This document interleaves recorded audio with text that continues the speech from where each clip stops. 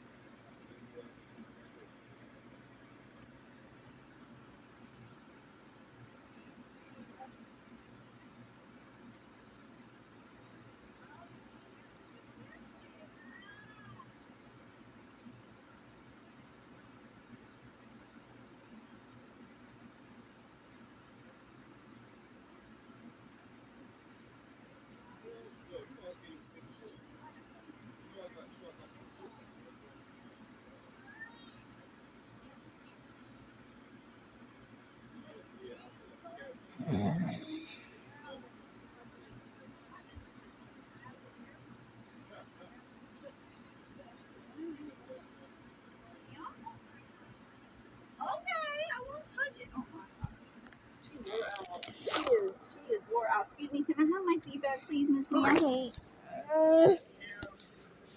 That was Nehemiah. Oh yeah, she respect Nehemiah's so sweet. Oh yeah, she's. And I'm live streaming. Oh, and you're live streaming too? Oh my gosh. Whoops, didn't mean to. It's okay. Yeah, interrupted. She's like a YouTube channel, and she like live streams her drawings. But yeah, she draws. Yes, she does. What? I tried to set it up. Is it gonna stay up? Yeah. They draw, like Danny's little characters and stuff. And her own, she has her own OC, which you know what an OC is, right? Yeah. Original character. Yeah, it's an original character. Yeah. Yeah. So. That's the Gen Alpha lingo, whatever. And I was working on the Promised Land before you I put together. The Lord helped me put together a Promised Land community code, so you can reference back to specific things without like banning people, like just for what they did. We have like a specific code set up, so we have like a reference guide. So it's make it more professional. Sometimes ban people here and ban for crap. You know what I mean? Like no, that would be unbearable. But yeah, I'm about to publish. Did I publish it? I don't even know if I published it. I don't know. As soon as you come in, nice little guide to go off of for random people that come in. Yes, ma'am. What are you on me for? What happened now? Because I came in the room. It's hot out there, sweetie. I'm hot. Let me fluff your hair. Let me touch it. You're gonna let me do your hair, right?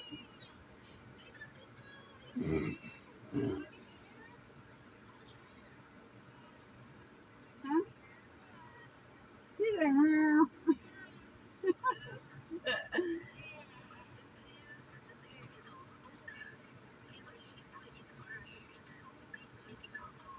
Yep.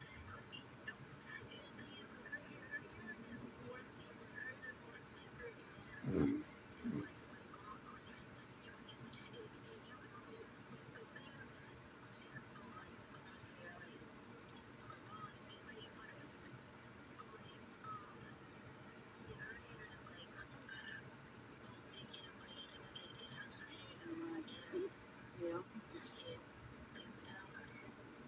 Oh yeah. No, she was just like, I didn't make a noises. Yeah.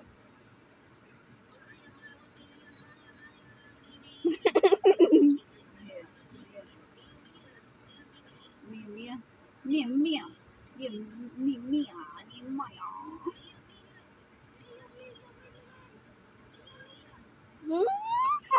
Yeah, she's live streaming right now. She's busy. She's busy girl. Yeah. You are gonna get your computer for your birthday, so just chill. But you gotta wait for your birthday. Yup. Yep. Yep. So I got that up. That looking good. That's looking good.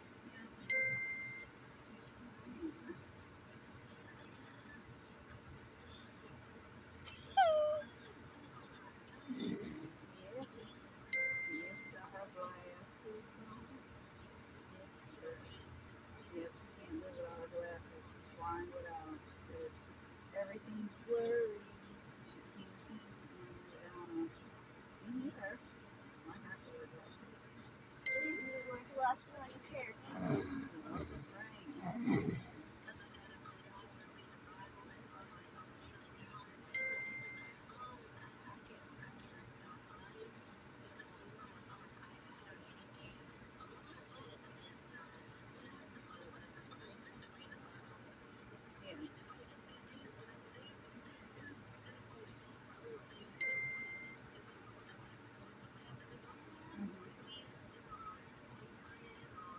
Haha, yeah, yep. Work my, that's me.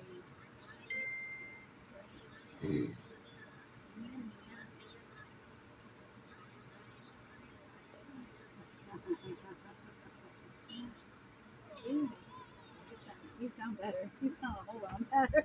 Yay. I'm so glad. Yeah, like a lot of stuff you just do, you actually have to get it all off of you. Every time stuff's on you, it's all gonna get off. Crap! What? Tika, I'm live streaming right now. What can I do? Of real life.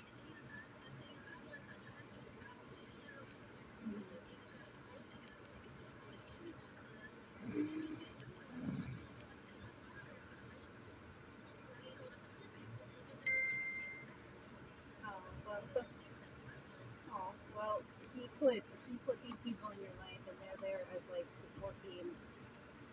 So, as long as you're taking it to God first, and you feel like, sometimes when you are at your level of your walk, I would say, like, where, not level, but like the depth that you are, or where you're at with the Lord, sometimes you just need that, you need that fellowship and that community to help pour into you. I mean, that's why He has specific people designed for your life to pour into you all the time.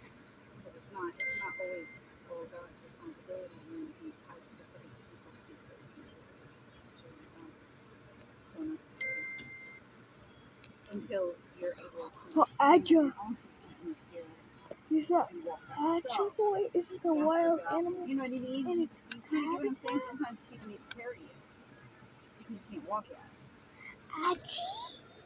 Oh, you're turning lights on in here? It's because it's dark as heck. I want to show Aja boy. Oh, he's so cute. He's a better boy. What's a better boy? Oh, Nehemiah's name? It's actually, her is Rainbow Mermaid 9915. It's a long one. But that's, yeah. It's a long one. Oh, the better boy. You're fine. Aji.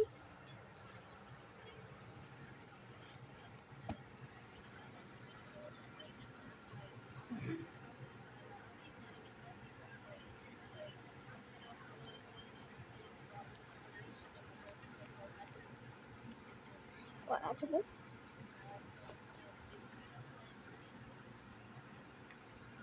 Okay. Back to Pinterest.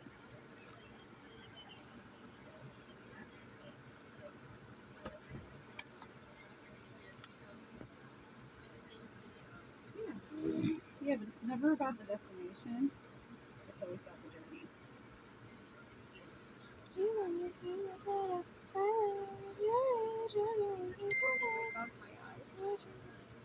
Whoa.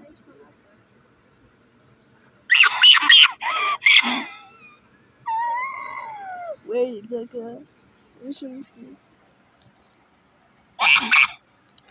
Oh my gosh, Girlie was throwing. Oh my gosh.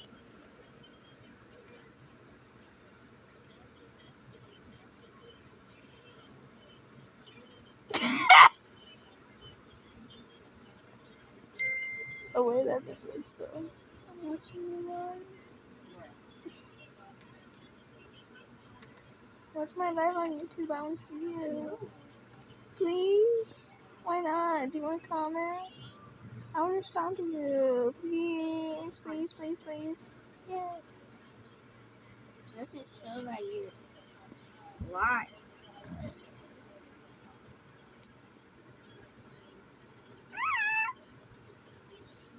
I am the CEO of the Castaway.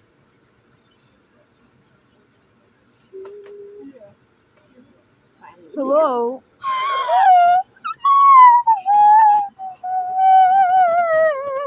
I literally just watched you comment. Yeah.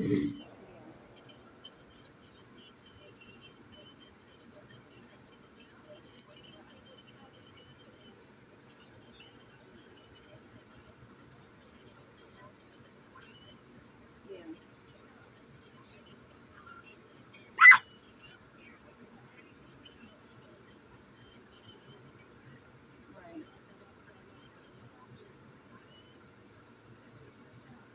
Yeah.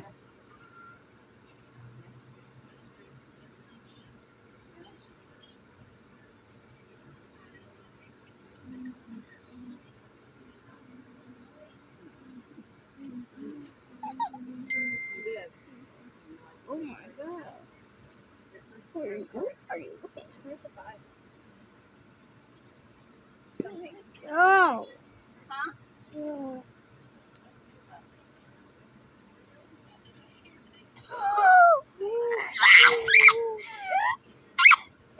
I just feel like when we ain't looking.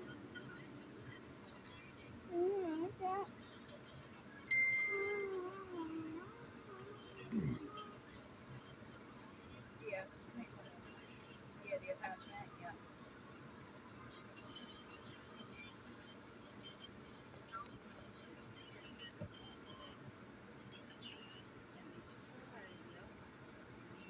But wait a minute.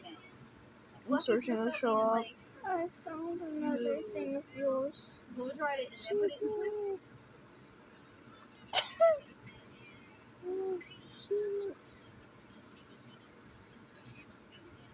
Yes.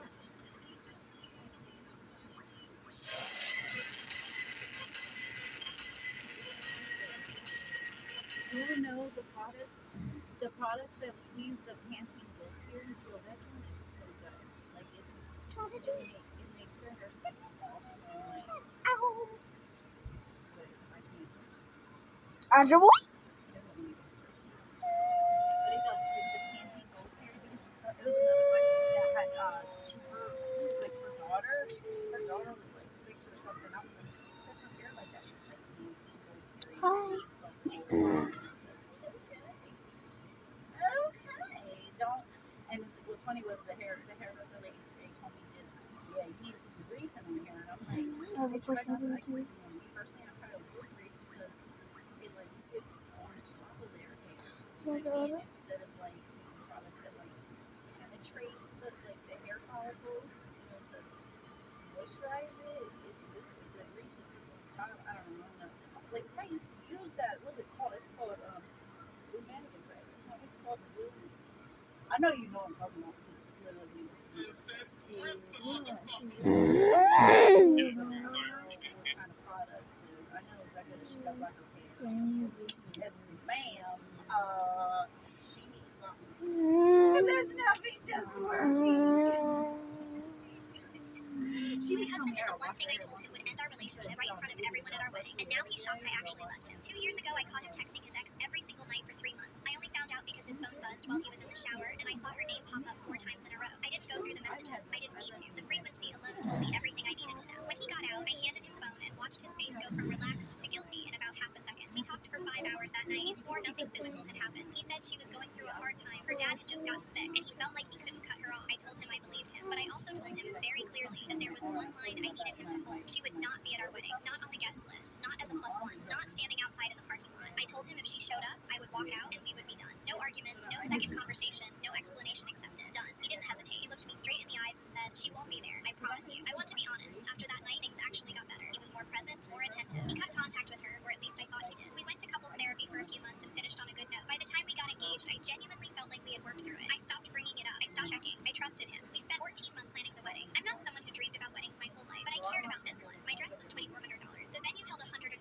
people. I did the seating chart myself. Every single table, every name, every card I by hand. I knew exactly who was in that room because I had personally put each of them there. I had looked at that guest list so many times I could recite most of it. Her name was never on it, not once. The ceremony was perfect. I cried during his vows, which I did not expect. He cried too, which I also didn't expect. We did our first dance to a song we had argued about for 2 months, and somehow it was exactly right. I remember thinking, standing there in the middle of that room with everyone watching, that I had never felt more certain about anything in my life. By the time we sat down for dinner, I genuinely felt like the luckiest person in that building. Then my maid of honor crouched down next to my chair and said, "Don't freak out. Those are never good words." I turned and she nodded toward the far side of the room. Table 7, green dress, dark hair, laughing at something one of his college friends just said, like she had known him for years because she had. It was his ex. I sat completely still for probably 30 seconds. I wasn't panicking. I wasn't crying. I was just doing the math. She was there. He had put her there. He had looked me in the eyes 2 years ago and made a promise, and then at some point in the 14 months we spent building this day together, he made a different choice and decided I either wouldn't notice or wouldn't follow through. I stood up, smoothed my dress, and walked over to him at the bar. No yelling, no scene. I was not going to give anyone that satisfaction. I touched his arm and he turned around smiling, and I said quietly, "She's here." His smile didn't disappear. It shifted just slightly. The way a smile shifts when someone is trying to calculate exactly how much trouble they're in. He said, "She's going through a lot right now." I didn't think it would be a big deal. I said, "You remember what I told you?" He laughed, not a nervous laugh, a dismissive one. The kind of laugh that tells you someone has already decided they know better than you about what you will and won't do. He said, "You're not seriously going to do this on our wedding day. You're being insecure." I nodded once. I set my champagne glass down on the bar. I said, "Okay." Then I walked to the bridal suite, sat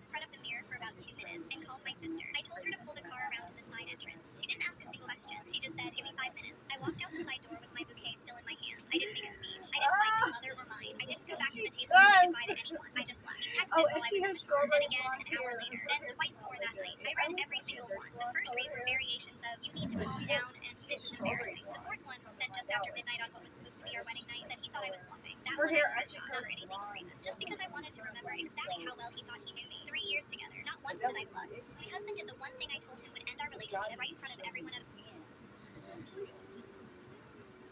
When you know God, you don't need to show your hand anymore. You don't need to show that hand no more. Come on, real. Shoot. That was not how it was. What's the worst part about being a quadruplet? Finding out you're actually a quintuplet. My parents told everyone they had 4 kids. Perfect family, 2 boys, 2 girls. We were the miracle quads. Local news even did a story when we were born. I discovered the truth when I was helping Mom clean the attic last month. She'd been putting it off for years, claiming there was nothing important up there. Hidden behind Christmas decorations was a dusty photo album I'd never seen before. The first page showed 5 newborns in the hospital, 5 identical hospital bracelets, 5 names written in Mom's careful handwriting beneath each baby. Mine was there. So were my brothers James and Matt, my sister Eva too. But there was a 5th name, Elizabeth. I'd never heard that name before. Not once in 17 years. I flipped through page after page with shaking hands. 5 cribs arranged in our old nursery. 5 high chairs around the kitchen table. 5 birthday hats at what I'd always thought was our first birthday party. The photos were so detailed. Elizabeth had the same dark hair we all did. The same button nose. She was always linked between Eva and me. Then suddenly, around the 6th month mark, only 4 appeared in photos. Elizabeth just appeared. No explanation. No gradual fade out like she'd moved away. One day she was there, giggling in the bouncy seat next to mine. The next day she wasn't. I remembered something now. A phantom memory I'd always dismissed. Sometimes late at night as a kid, I'd hear Mom crying in the kitchen and whispering a name that wasn't any of ours. Elizabeth. I confronted Mom that night after dinner. She took one look at the photo album in my hand and broke down immediately. How did you find that? She whispered, sinking into the couch. Mom, where is Elizabeth? The silence stretched forever. I could hear the kitchen clock ticking. Eva's music playing upstairs. Elizabeth was born with severe heart defects, she finally said. The doctor said she wouldn't survive her first year. They recommended we focus on the more healthy babies. But she did survive, didn't she? Mom's silence was deafening. We couldn't handle live children, especially with one needing constant medical care. The hospital bills were crushing us. We were drowning financially, emotionally. Where is she now? Mom wiped her eyes. With my sister Linda. In Oregon, she thinks she's an only child. Linda always wanted kids but couldn't have them. She doesn't know about us. We thought it would be easier for everyone. That night, I found Elizabeth's Instagram using her full name from the photos. The profile picture made my stomach drop. Same face I saw in the mirror every morning. Same smile, same dimples, same everything. But she was celebrating her 17th birthday alone. Just her and who I assumed was Aunt Linda, blowing out candles on a small cake in what looked like a tiny apartment kitchen. Her bio read, adopted and grateful Oregon, born and raised theater kid. I scrolled through years of posts. School days where she performed solo while we did group costumes every Halloween. Birthday parties with friends, but never siblings. She had no idea more people shared her exact DNA. She had no idea we'd been living the life she should have had. The comments on her posts broke my heart. Wish I had siblings like you. You're so lucky to be unique. I'm an only child too. We have to stick together. I found a TikTok video from last week. She was talking to the camera while making chocolate chip cookies. Sometimes I wonder what it would be like to have brothers and sisters, she said, laughing as flour got everywhere. Like, could we fight over the last cookie? Would we have weird inside jokes? I guess I'll never know. Her voice was exactly like Eva's. The same laugh, the same way of tilting her head when she talked. I showed my siblings the next day during lunch at school. James threw up in the bathroom. Matt just stared at his phone screen for 20 minutes. Eva locked herself in her room for hours. We have to tell her, Eva finally said. We can't, I replied. It would destroy her world. Her world is already built on a lie. That night, I dreamed about what our childhood would have been like. 5 instead of 4. 5 sleeping bags at sleepovers. 5 stockings at Christmas. I woke up and checked Elizabeth's Instagram again. Her latest post showed her making friendship bracelets alone. Making extras in case I ever find my people. The caption read, she already had her people. She just didn't know it. The worst part about being a quadruplet, knowing your identical sister is out there. Wondering what it's like to have siblings while you've been living the life that was supposed to include her. What's the worst part about being a quadruplet? Finding out you're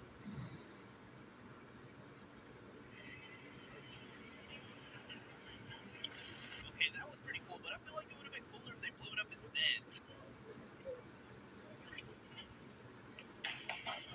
Yo, that ripple was pretty cool. Unless you're a fish! Because the rock probably would have killed you.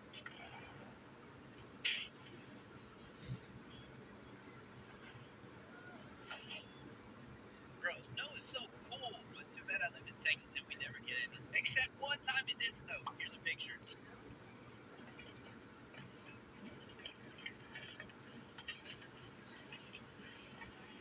Okay, that was pretty cool, but the real question is, how did he cut it down with just that little axe?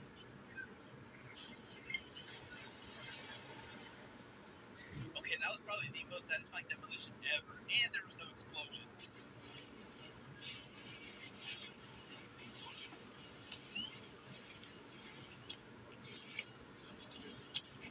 Okay, guys, once again, I wish it snowed in Texas.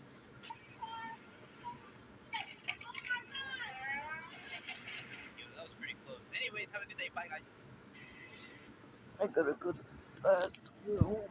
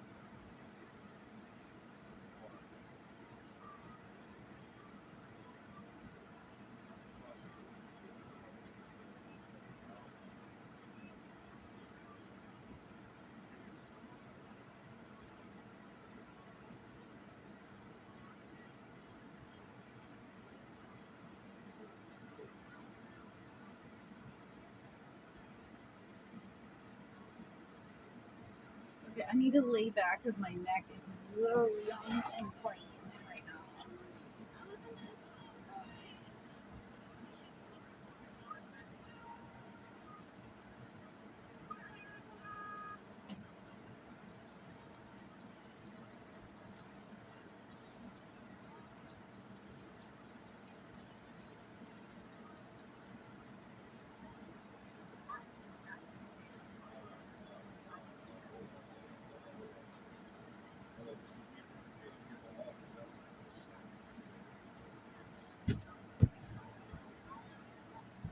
Okay, I'm back.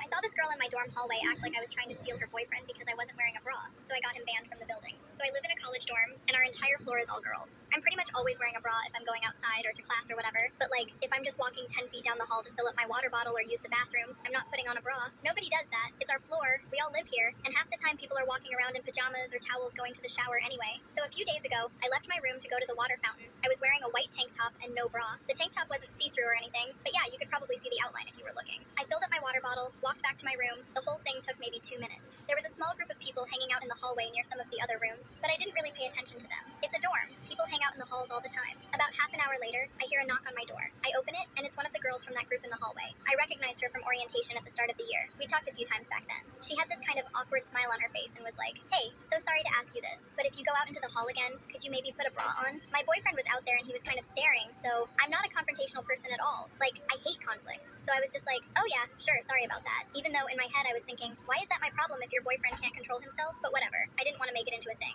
So for the rest of that night, anytime I left my room, I threw on a bra or a hoodie. I figured that was the end of it. It wasn't. The next day, my roommate came back from the bathroom and told me she'd overheard the girl talking to her friends in there. She said the girl was making the whole thing sound completely different from what actually happened. She was telling them that I'd been basically half naked, taking my sweet time at the water fountain, posing and arching my back to make my chest stick out, like I was purposely trying to get her boyfriend's attention. My roommate said the girl was literally acting it out at the water fountain, pretending to be me, pushing her chest out and everything. Her friends were all laughing. I was so annoyed. Like, I was out there for 2 minutes filling up a water bottle. I wasn't doing anything. But apparently, this girl had turned it into some whole dramatic story where I was trying to seduce her boyfriend. That night, I had to go brush my teeth before bed. I was already in my pajamas, which was just a t-shirt and shorts, and obviously I wasn't wearing a bra because I was getting ready for bed. I passed the girl and a few of her friends in the hallway on my way to the bathroom. The girl looked directly at my chest, then looked at her friends, and they all started giggling. I just kept walking, but I was pissed. Then yesterday, the entire dorm got an email from our RA. It said she'd received some anonymous complaints about people not dressing appropriately in the hallways, and asked everyone to please make sure they're keeping things covered up. I knew exactly who submitted that complaint. This girl had literally gone to the RA and complained about me not wearing a bra in my own dorm. I was done being nice about it. I remember from orientation that the girl's boyfriend doesn't actually go to school here. He goes to some other college like an hour away. I also remembered that because of the pandemic, our dorm has a rule that we're not allowed to have non-student guests this year. Only students from our school and family members are allowed in the building. And on top of that, everyone has to wear a mask in the hallways, which is a rule that barely anyone follows, but it's still technically a rule. So I went to the same anonymous complaint form that the girl had obviously used, and I submitted a complaint. I said I'd noticed people bringing their off-campus boyfriends into the dorm, and that these guests weren't wearing masks in the hallways. I kept it vague, didn't mention any names, just like she did with hers. This morning, we all got another email from the RA.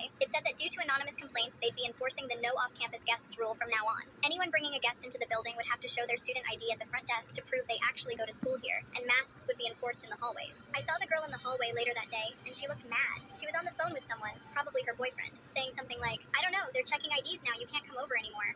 I saw this girl in my dorm hallway act like I was trying to steal. What's the school rumor you heard as a kid that turned out to be true years later? There was a girl at my high school who went from perfect to disappearing, and nobody ever really knew why. Her name was Lily. She wasn't just smart, she was untouchable. Straight A's, captain of 2 clubs, already accepted into Yale before junior year even started. Teachers used her as an example. Parents compared their kids to her. She was the kind of girl who made it look easy. And then one semester, she just stopped showing up. Not all at once. At first it was little things. Late assignments, yawning in class, falling asleep during tests. Then it got worse. She started wearing the same hoodie every day. Her hair was always tied up like she didn't have time to deal with it. Dark circles so deep, even makeup couldn't hide started fast. They say she's on something. No, she's pregnant. I heard she had a breakdown. People always have theories when they don't have answers. But there was one rumor that didn't make sense. A girl who lived near her swore Lily left her house before sunrise and didn't come back until almost midnight every single day. No one believed it, because why would someone like Lily be doing that? She had everything. Even her best friend couldn't get through to her. They stopped sitting together, stopped talking. It was like Lily just cut everyone off. One day I noticed something no one else seemed to talk about. Her hands. They were covered in small cuts, little burns. Like she kept touching something hot over and over again. When someone asked, she just laughed it off, saying I'm clumsy, she said. But it didn't feel like the truth. By the end of the year, she was gone. Just like that. No goodbye. No explanation. Her house went up for sale, and that was it. For years, she became this story people told. The girl who threw her life away. The genius who couldn't handle pressure. Everyone had their version. None of them were right. 8 years later, I was scrolling late at night when I saw her face again. On a news article, local restaurant owner donates $100,000 scholarship for students in need. I clicked it, and there she was, Lily, smiling, standing in front of a restaurant with her name on it. And then I read the article, and everything finally made sense. When she was 16, her dad collapsed at work. Massive heart attack, couldn't work again. Her mom picked up extra hospital shifts, but it still wasn't enough. Bills stacked up, mortgage, medical costs, everything. So Lily made a choice no one knew about. She got a job, not a part-time job, not something after school, a full-time job in a commercial kitchen. She lied about her age to get hired. Worked from before sunrise until mid-afternoon. Went to school for whatever classes she could still take. Then went back to work until almost midnight every day. No breaks, no sleep, no one knowing. The cuts on her hands, burns from the kitchen, the exhaustion, 3 hours of sleep if that. Her grades didn't fall because she stopped caring. They fell because she was keeping her family from losing everything. She lost Yale. She lost her senior year. She lost the life everyone thought she'd have. But she didn't lose everything, because years later, that same kitchen became hers. And the scholarship she funded, it wasn't for top students. It was for kids who were struggling silently. The ones no one notices. The ones everyone misunderstands. Reading that, I just sat there, thinking about all the things we said back then. All the rumors, all the assumptions, and how the strongest person in the room was the one we thought was falling apart. What's a school rumor you heard as a kid that turned out to be true years later?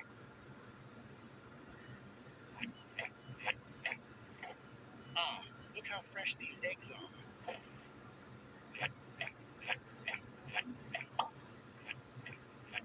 Okay, guess you aren't lying. Astro, were you the one who took all the eggs? One X. Like the ones in the fridge?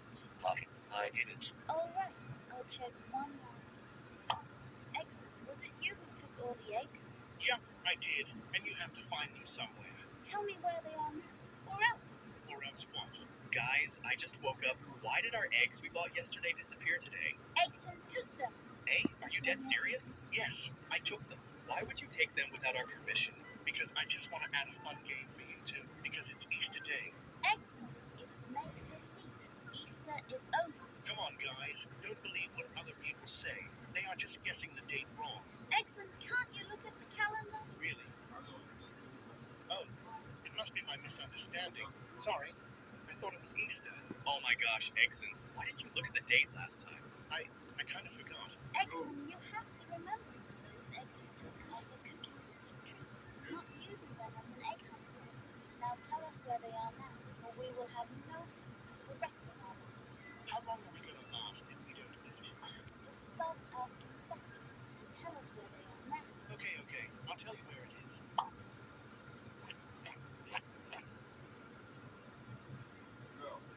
What's the school rumor you heard as a kid that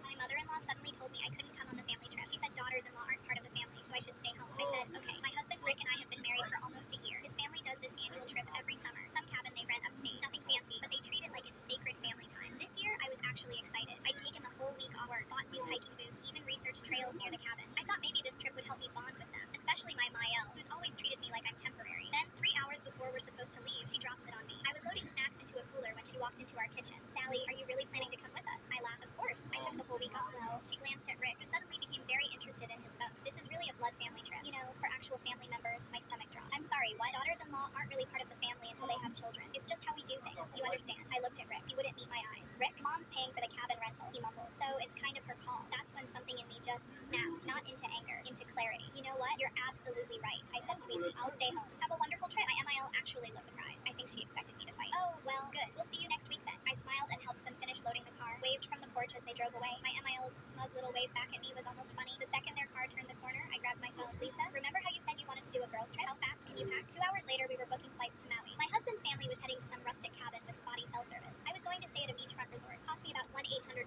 for the week. Worth every penny. Day 1 was glorious. Sunset on the beach, Mai Tais, zero mother-in-law commentary about how I fold towels wrong. Day 2, my phone started ringing. I was literally in the middle of a massage when I saw 67 missed calls from my mill. I called back. Hello? Where are you? She shrieked. Your husband has been trying to reach you. I'm in Hawaii at a spa. What's wrong?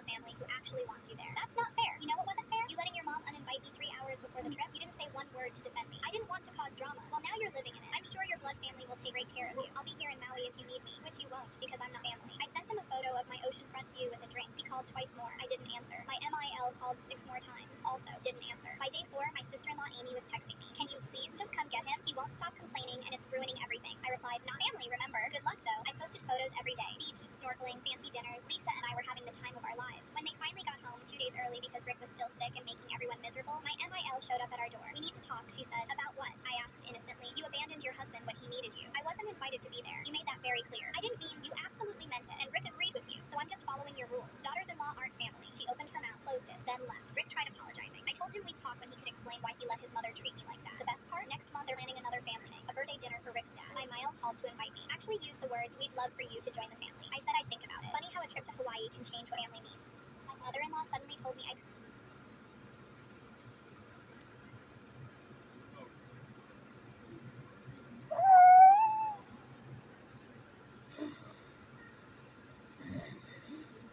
People who work in IT, what's the wildest thing you've discovered had to do while at work? Got hired at a manufacturing company to fix their computer problems. First day, I noticed employees running between workstations carrying USB drives labeled with customer names. Strange for a place with 40 plus computers networked together. Turns out, their previous IT guy, who was actually the owner's nephew with computer skills, had convinced everyone the network was too dangerous to share files. For 3 years, every single file transfer happened via USB drives they called data shuttles. When someone finished a design file, they'd yell shuttle across the office. Then a designated runner, usually an intern, would grab the right USB, physically carry it across the building, and plug it into another computer. They had a whole system with color-coded drives and a sign-out sheet. The absolute madness. Their computers were networked. Perfectly functioning Ethernet cables connected to every workstation, but the nephew had disabled file sharing and told everyone the cables were just for internet. The owner proudly explained their system, much more secure than sending files through the air where hackers can grab them. I didn't have the heart to tell him hackers don't literally pluck files from the air, but here's where it gets truly bizarre. They had one printer for the entire company. Since they couldn't print over the network, nephew's rules, they had a dedicated print station computer. To print anything, employees had to shuttle files to this one ancient Dell desktop connected to an equally ancient HP LaserDisc. The print line could take hours. People would miss deadlines waiting for their turn with the sacred print shuttle. When I suggested fixing their network to enable file sharing and network printing, the owner looked horrified. But our proprietary designs, our security, the nephew had convinced him their shuttle system was military-grade security against corporate espionage. Rather than argue, I created a basic PowerPoint with complicated-looking diagrams. I showed him how hackers target network files, but explained I could implement a directed packet exchange protocol completely made up that would make their network more secure than shuttles. For authenticity,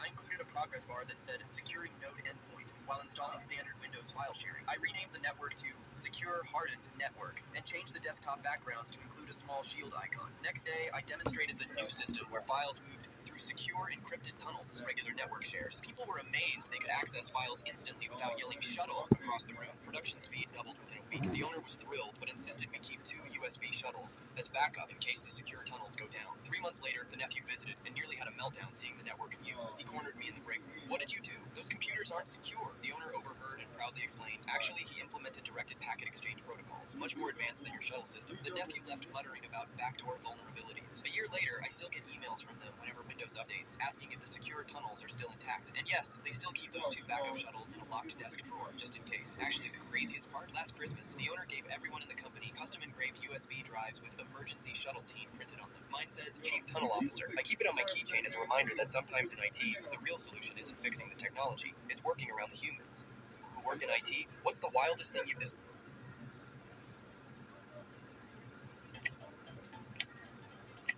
You already look broke already as it is, bro. Give us something, bro. Here you go.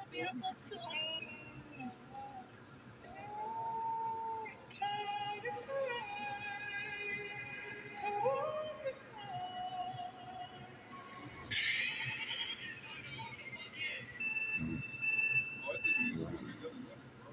Exactly, you are a blessing, bro. I kept waiting to hear her footsteps in the hallway or her voice calling for Mom. The pizza took me 20 minutes to finish. Each bite was harder than the last. The Coke was flat and too warm, but I drank it because sitting in her room doing nothing felt worse. I kept looking at her bed, imagining her lying there complaining about homework, or asking me to get out of her room like she always did. When I finished eating, I just sat there for another hour. Mom never came looking for me. Dad never called my name. The house was completely quiet except for the sound of cars driving past our street. Normal cars with normal families going normal places. I wondered if Megan was in one of those cars, trying to get home. After that night, I couldn't eat pizza anymore. Even the smell made my stomach hurt. When kids at school had pizza parties, I'd make excuses. When Dad suggested ordering pizza for dinner, I'd ask for something else. Mom and Dad never asked why. They had their own things they couldn't do anymore. 3 months later, the police told us they were scaling back the search. They said they'd keep Megan's case open, but they had to focus on other things. Mom cried for 2 days straight. Dad punched a hole in the garage wall. I went back to Megan's room and sat in the same spot where I ate that pizza. Her purple hoodie never turned up. Not in her school locker. Not at any of her friends' houses. Not anywhere the police looked. Mom kept asking everyone about it, like finding the hoodie would bring Megan back. But nobody had seen it. We moved to a different house 6 months later. Mom said she couldn't live in a place with so many memories. Dad said we needed a fresh start. I never told them that the real reason I hated our old house was because every time I walked past the kitchen, I remembered sitting on Megan's floor eating that terrible pizza and pretending everything was okay when nothing was okay at all. I kept waiting to hear her footsteps in the hallway or her...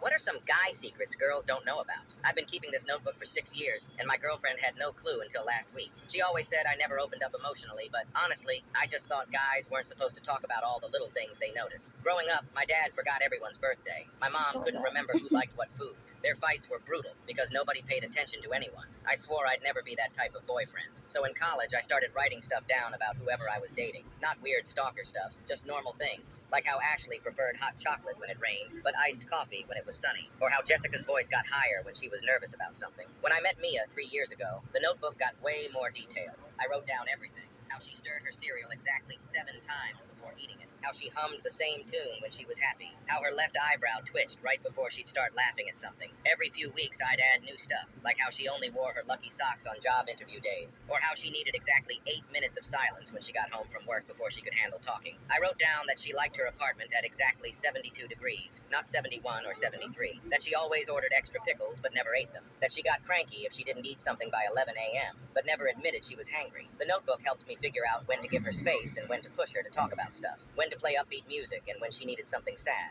I knew she was stressed when she started reorganizing her bookshelf, so I'd order her favorite Thai food before she even realized she was hungry. When she was upset, she'd clean the bathroom obsessively, so I'd run her a bath afterward. None of this felt calculated or weird to me. It just seemed like paying attention. But I never told her about it because it sounded super intense when I thought about explaining it. Like, hey babe, I've been documenting your behavior patterns for 3 years. Doesn't exactly sound romantic. Plus, guys don't really talk about this stuff with each other. I figured she'd think I was some kind of control freak or something. Last Tuesday, she was cleaning our home office while I was at work. She called me freaking out, asking why I had a notebook with her name on it hidden behind my desk. I panicked, thinking she'd found something embarrassing, but she said she hadn't opened it yet. She was waiting for me to get home to explain. The drive home felt like forever. I kept imagining her thinking I was documenting her flaws or planning to break up with her or something crazy. When I got there, she was sitting on the couch holding the notebook like it might explode. I sat down and just told her the truth about my parents, about not wanting to be the guy who forgot important things, about how I started paying attention to details because I wanted to be better. She opened it and started reading, page after page of random observations. Mia likes when I brush her hair after she showers, but only with the wide-tooth comb.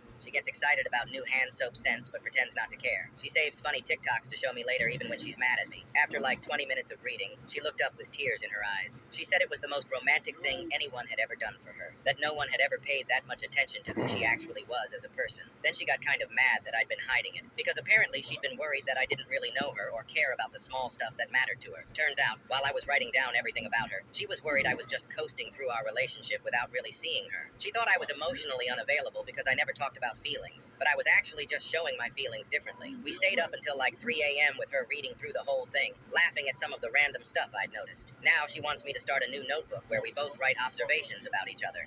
What are some guy secrets girls don't know about?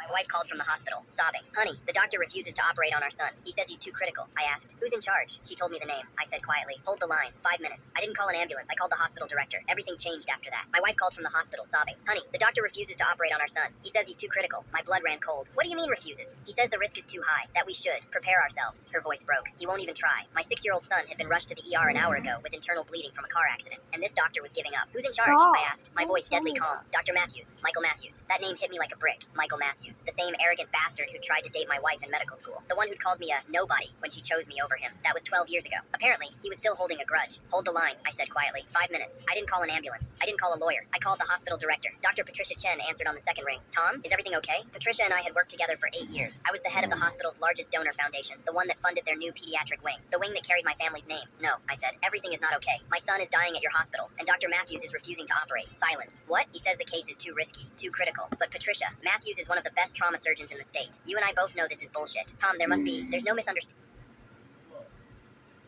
What did your family do that made you realize they never actually saw you as your own person? My mom decided before I was even born that I was going to be the perfect daughter she never got to be. Not successful, not happy, perfect. There's a difference. She had this image in her head of a girl who wore soft pink sweaters, curled her hair every morning, smiled politely at church, got engaged by 23, and never caused a scene. Basically one of those women from Facebook posts who somehow bakes cupcakes at 6 a.m. while quoting Bible verses in the caption. And from the second I could walk, she started building that version of me like it was a school project. Every birthday outfit was picked for me. Every haircut had to be feminine. If I wore hoodies too often, she'd say I was letting myself go. If I skipped makeup to go to Target, she'd ask if I was trying to embarrass her. The worst part was how normal everyone acted about it. My dad never argued with her. He'd just lower his eyes and keep eating dinner while my mom criticized me like it was background noise. My grandma used to laugh and tell me, your mother just wants what's best for you. Apparently the best meant becoming a human Pinterest board. By high school, it got worse. My mom started treating my body like a community project. Comments every single day. You'd be so pretty if you lost 10 pounds. Why do you sit like that? No man likes girls who are loud. You're wearing that? Every car ride turned into a lecture. Every family gathering became a performance review. I remember one Thanksgiving where I laughed too hard at something my cousin said, and later that night my mom pulled me aside and told me I looked desperate for attention. I was literally laughing. Meanwhile, my younger brother could burp the alphabet at the dinner table, and everyone acted like he was auditioning for a comedy special. And the craziest part, I started believing her. I genuinely thought something was wrong with me for not fitting into whatever weird dollhouse version of womanhood she wanted. Then came my senior year prom. My mom had planned the entire thing like it was her royal wedding. She bought this pale blue dress without asking me, booked a salon appointment, even printed out hairstyle ideas and taped them to the fridge. The problem was, I already had a suit hidden in my closet, a black one, tailored, simple. The first thing I'd ever worn that actually felt like me. I bought it with money from my coffee shop job and kept it at my friend Ava's house for 3 weeks because I knew my mom would lose her mind if she found it. Prom night came, and my mom was downstairs waiting with a camera in her hand, smiling like she'd finally won. Then I walked down the stairs in the suit. The whole house went silent. My mom actually blinked a few times like her brain physically couldn't process what she was seeing. Then came the panic. She asked if this was a joke. Then she started crying. Actual tears. Over fabric. She kept saying, people are going to think something's wrong with you. And for the first time in my life, I looked at her and realized she was terrified of being judged more than she cared whether I was happy. That hit me harder than anything she'd ever said. I told her I wasn't changing. My dad finally spoke up after like 18 years of being emotionally invisible and quietly said, she looks fine, Linda. Not amazing. Not beautiful. Just fine. Honestly, it was still the most supportive thing I'd ever heard him say to me. My mom refused to take pictures before I left. But when I got to prom, I can't even explain the feeling. For the first time in years, I wasn't fixing my posture every 5 seconds. I wasn't sucking in my stomach. I wasn't wondering if I looked feminine enough. I just existed. And weirdly enough, people kept coming up to tell me I looked confident. Not pretty. Confident. That was the word. When I got home that night, my mom was sitting alone in the kitchen in complete silence. No TV, no Facebook videos, playing, nothing. She looked up at me and said, I don't understand why you'd want people staring at you. And I finally answered honestly. They were always staring at me. Tonight was just the first time I didn't care. What did your family do that made you realize they never actually saw you? Oh my god! He looks like he's 20 again! God! Oh! You like it? I'm like blushing.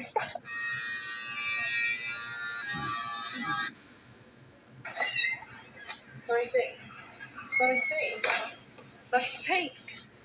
Oh. I'm about to meet so much trouble. Oh my god. No. No, why?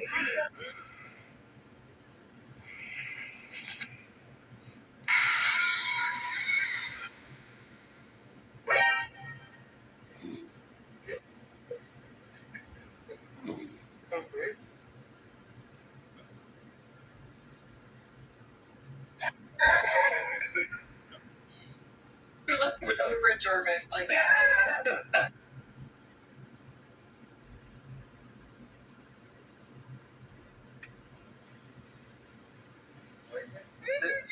This is the first time I shaved it off. Oh my god! My boss thought I was completely lost in my music, but my headphones were already dead. And that one night, I overheard something that ended up changing the entire future of the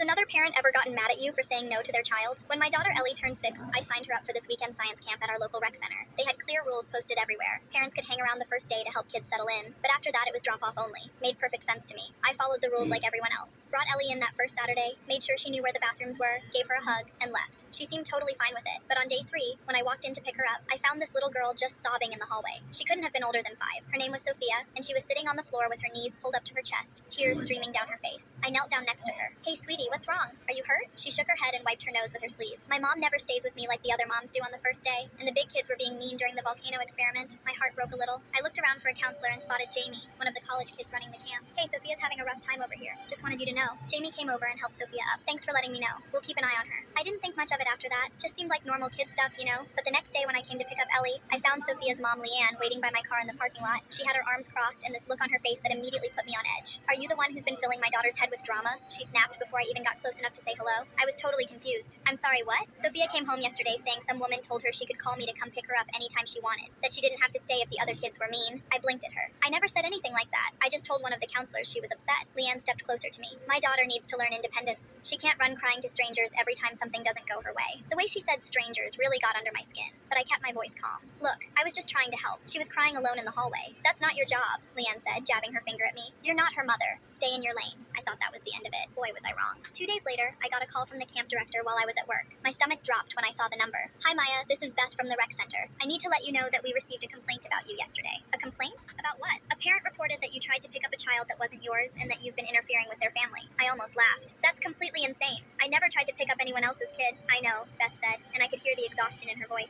"We have cameras everywhere, and we've talked to our staff. Everyone knows you didn't do anything wrong, but I'm required to document any reports we receive, just in case." "Just in case of what?" "In case it escalates further. I'm really sorry, Maya. This puts us in an awkward position. That Friday was the last day of camp. I figured I'd just pick up Ellie and never have to deal with this woman again. But as soon as I walked into the main room where all the parents were gathering, Leanne spotted me. She marched over with her voice already raised. "There she is, the woman who thinks she knows how to parent better than everyone else." Every single parent in that room turned to stare at us. I felt my face burning with embarrassment. "You're not a licensed therapist," she continued, getting louder. "You're just some creepy busybody who can't mind her own business. I'm going to have you banned from every activity in this town." That's when I finally snapped. "You know what, Leanne? I'm not your child's babysitter. If you actually showed up for her once instead of dropping her off like she's a problem you need to solve, maybe she wouldn't be sobbing in hallways." The room went dead silent. Even the kids stopped what they were doing. Leanne's mouth opened and closed like a fish out of water. Then she grabbed Sophia's hand and stormed out without another word. Has another parent ever gotten mad at you for saying no to their child? When my daughter Ellie turned 6,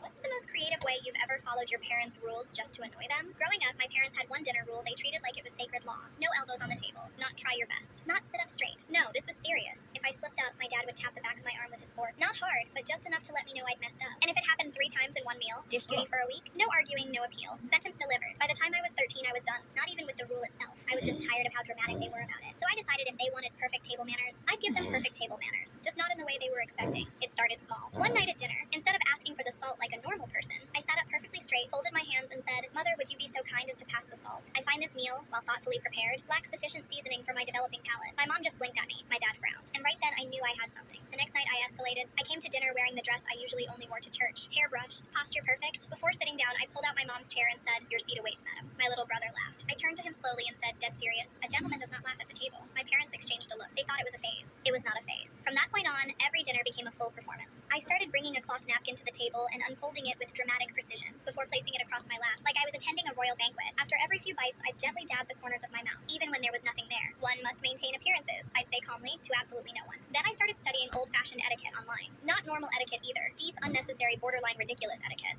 Soup, I'd sip it from the side of the spoon. The proper method, I'd explain. As practiced in formal European dining. Nobody had asked. Didn't matter. I kept going. Then came the bell. One night, I placed a tiny service bell beside my plate. The first time I rang it, my dad looked at me like I'd completely lost my mind. "What is that?" he asked. "A service bell," I said, "for assistance." "We are not running a restaurant." I nodded thoughtfully. "Then perhaps we should revisit our standards for formal dining." My mom had to look down at her plate so I wouldn't see her smiling. My dad was not smiling. Still, I wasn't done. Next, I made place cards. Actual place cards, but instead of names, everyone got titles. My dad said, "Lord Father of the household, keeper of the sacred Wi-Fi password." My mom said, "Her Royal Highness, provider of meals and manager of all things." My brothers just said, "The spare." That one caught caused problems immediately. But the real breaking point came during dinner with my grandparents. I showed up carrying a small notebook and placed it beside my plate. My grandmother noticed first. "What are you writing, sweetheart?" I looked up and said very calmly, "I'm documenting etiquette violations for future reference." And then I actually started announcing them. Grandpa used the wrong spoon for his soup, noted 6:18 p.m. Mother refilled her own water without offering others. Slightly improper. My mom gave up right there. Then I looked directly at my dad. Father has placed his elbow on the table for approximately 3 seconds. He dropped his arm immediately. Too late. Violation recorded. My grandmother was trying so hard not to laugh she had tears in her eyes. My dad just sat there in total defeat. That night, after dinner, my parents called a family meeting, and my dad very seriously added a brand new rule. No elbows on the table, and absolutely no. Whatever this is. I just nodded politely. Of course. And just like that, I won. To this day, whenever my dad starts reminding someone about elbows, I slowly pick up my napkin, dab my mouth, and whisper, "Most improper." He hasn't tapped my arm with a fork since.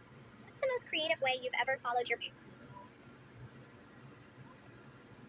What if I told you that this is actually a woman?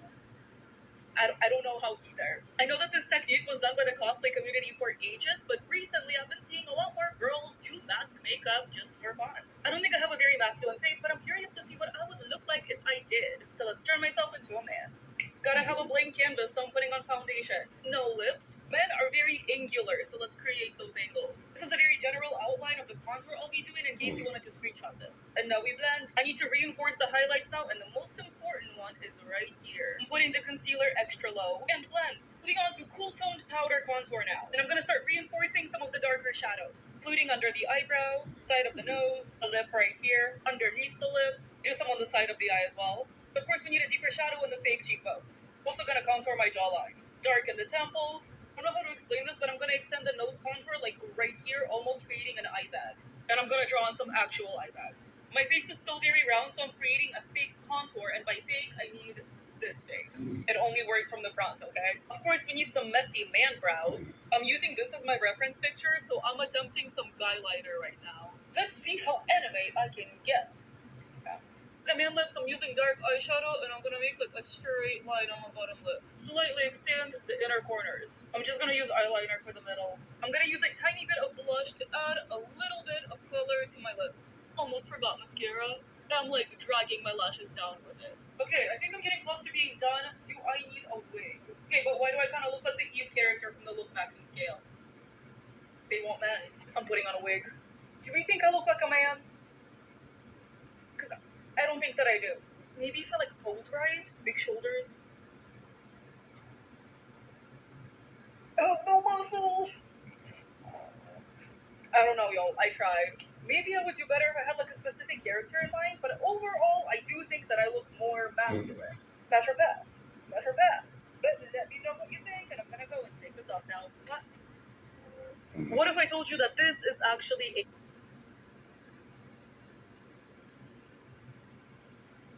I told you that this is actually a... I kicked my stepdaughter out after I heard about the bullying. My stepdaughter Zoe is 22. She has been in my life since she was 14, when I married her mom. It was not always easy between us, but we had built something real over those years, and I had genuinely come to think of her as my own. I thought I knew her well. What I found out in November told me I had missed something significant about who she actually was. Zoe had been working in a supermarket near us for about a year. There was a young man there named Charlie, who was in his mid-20s and severely autistic. He had a support worker with him 3 days a week, but on the remaining days he worked alongside the general staff. By all accounts, he was good at his job, very particular about the way things were arranged and done, and he needed people around him to be consistent and patient with him. He was not someone who could easily detect when he was being messed with. Zoe had worked that out. She had been targeting him deliberately for months. I found out from a woman I know whose son works at the same store. She described what Zoe had been doing to him in detail, moving Charlie's things when he was not looking, changing the order of the items on his section after he had carefully arranged them, speaking to him in a way that was deliberately confusing and difficult to follow, laughing at his reactions with other colleagues when he became distressed by what she had set up, creating situations where he would make errors in front of others, and then making sure people were watching when he did, for months. She had been doing this for months to a young man who had no reliable way to understand why his working day kept going wrong, and who would have gone home after every single shift with no way of knowing what had happened to him, or why everything felt so difficult. I asked Zoe about it that evening. I told her what I had heard, and I asked her to tell me it was not true. She did not deny a single part of it. She said Charlie was fine, that people were being oversensitive, and that she did not think any of it was a big deal. She said he never even knew it was her. I told her that was not a defense. I told her that the fact he could not identify the source of his distress was not a loophole in what she had done. It was what made it significantly worse. I told her she had spent months making a vulnerable young man's working life deliberately and systematically miserable because she had calculated that his...